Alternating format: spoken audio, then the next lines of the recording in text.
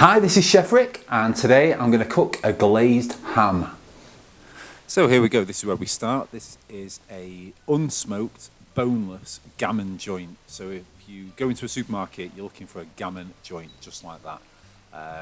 That first bit of the video, I'm showing you the kind of the wrapping that's all around the outside of it. Leave that on, it's going to hold the whole thing together, so leave that on. If you get it from a butcher's, they'll give you butcher's twine. Again, leave that on. The first step here, what I'm doing is making what's called a trivet. Now, you don't need to use lemon for a trivet. A trivet is something that is literally just going to separate the meat from the bottom of the pan. So onion probably works as well, if not better here, but the first time I was ever shown this, I was used lemon. I've left this bit in the video to show you how not to do it. Don't try and put your lemon or your onion in a straight line like that with a piece of ham. It's just going to fall over. So with a trivet, either use 4 of them to make a square or 3 to make a triangle. Just give you a much more secure base for you to stick the meat on. So you put the meat on there and you'll see that it's going to hold quite nicely, so it's going to stay upright. Use the largest pan that you've got, or the pan that's going to fit the ham really nicely. You don't want the ham to be able to touch the edges, and this first stage, all you're going to be doing is filling it up and covering the piece of meat with cold water.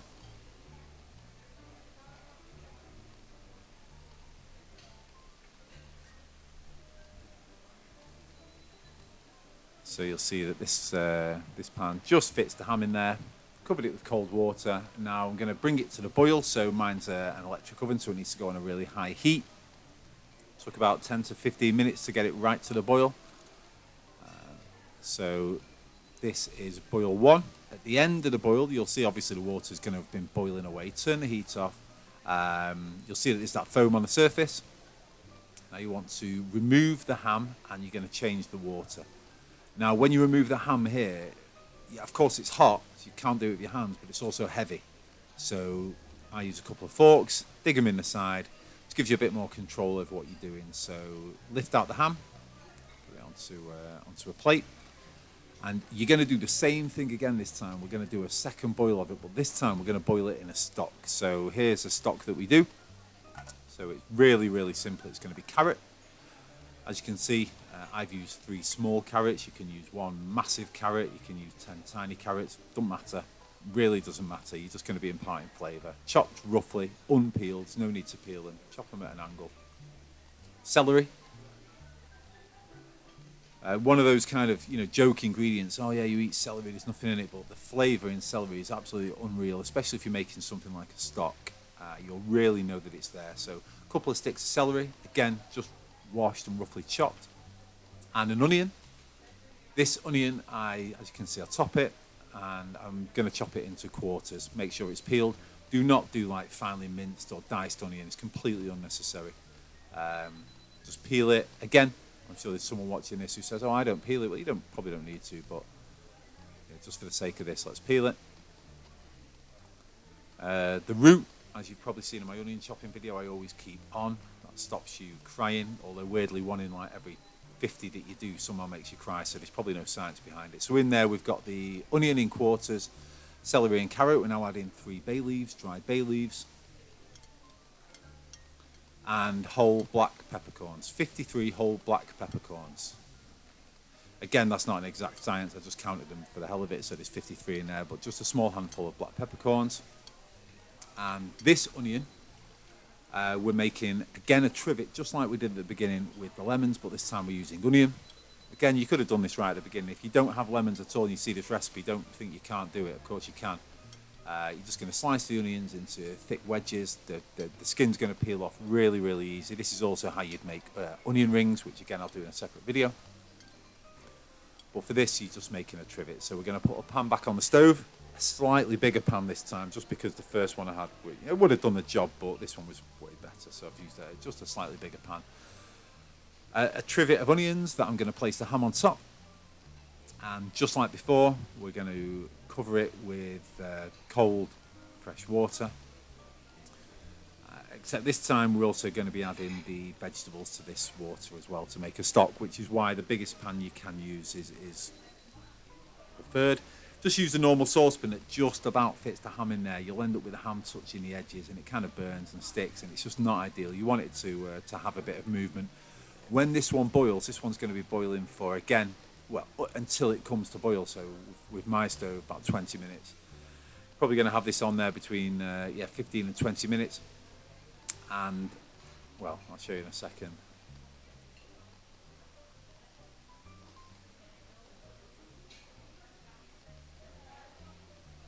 So now we're going to add the vegetables in there, the onion, the celery, the carrots, the bay leaves, and the peppercorns. Again, turn it up to the boil, as I said before, until it's really boiling. And the ham is going to, mine, always, round about 10-minute mark, since it's like bob around. So it bobs up like that, and then I'll turn it over just using forks, just so it boils on the other side for a little bit. But allow that to bob about a little bit. You're going to remove the ham as you did before, carefully. Dig those forks in there if that's what you're using, just so you get a nice grip on it. Bring it out. And the vegetables in there in that stock that you've made, that's an amazing vegetable stock. We'll go on to make a soup with that, which again I'll link into a separate video, but don't waste it. This is the ham, hot out of the oven. You can see the steam on the camera, so that's a really hot piece of ham. Let it cool slightly on the side, and then wrap it in tin foil. Keep that twine on there, keep that wrap on the outside.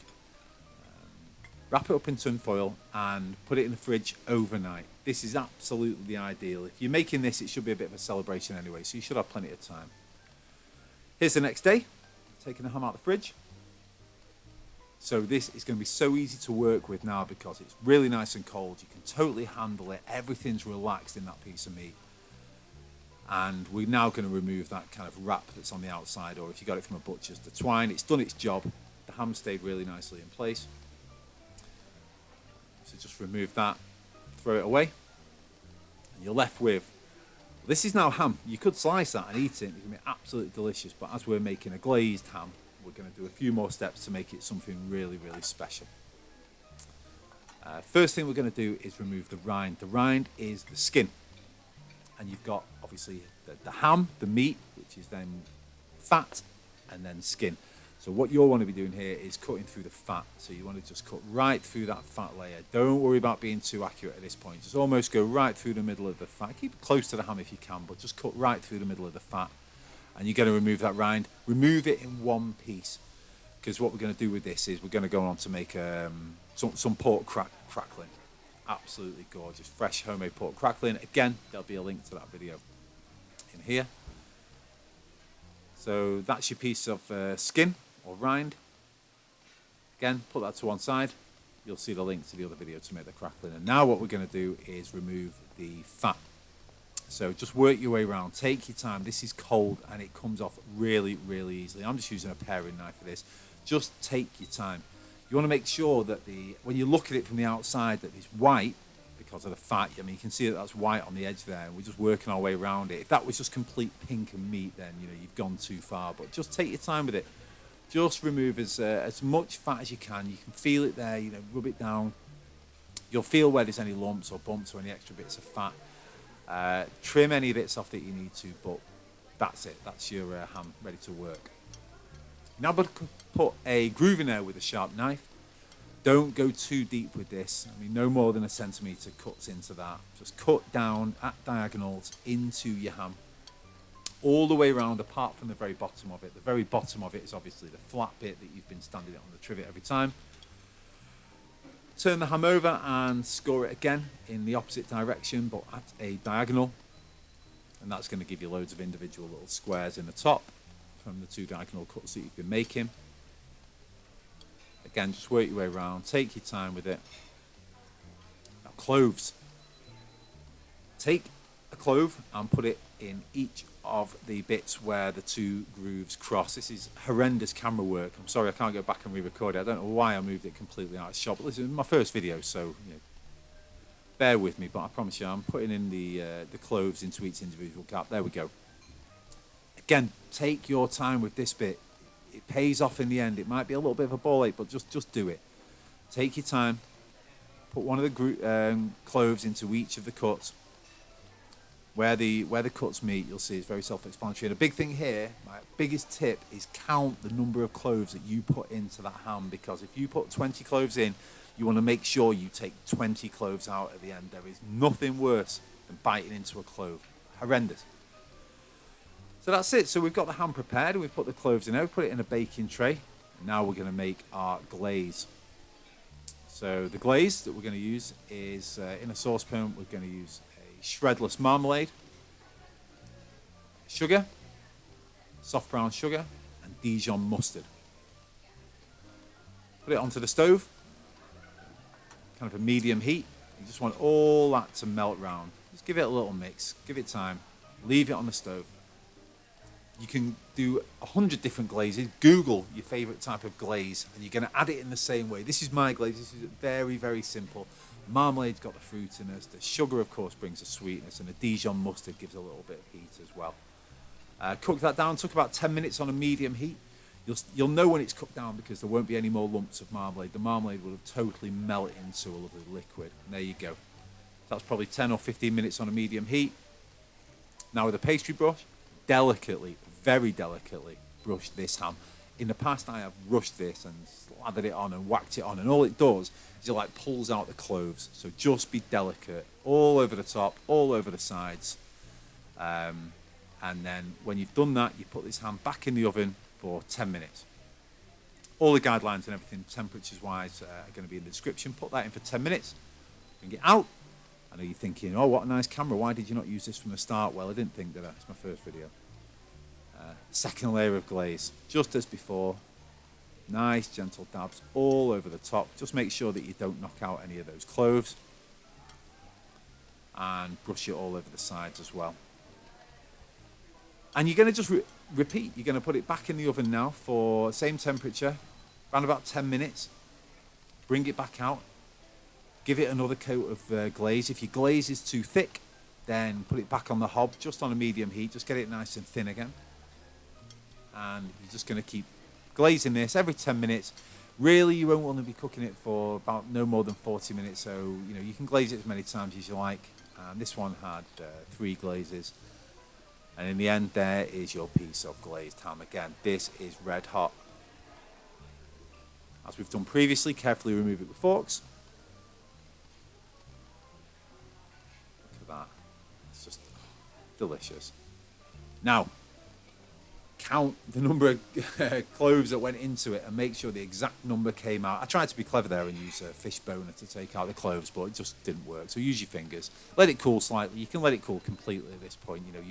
You'll be eager to get eating this, but just give it time.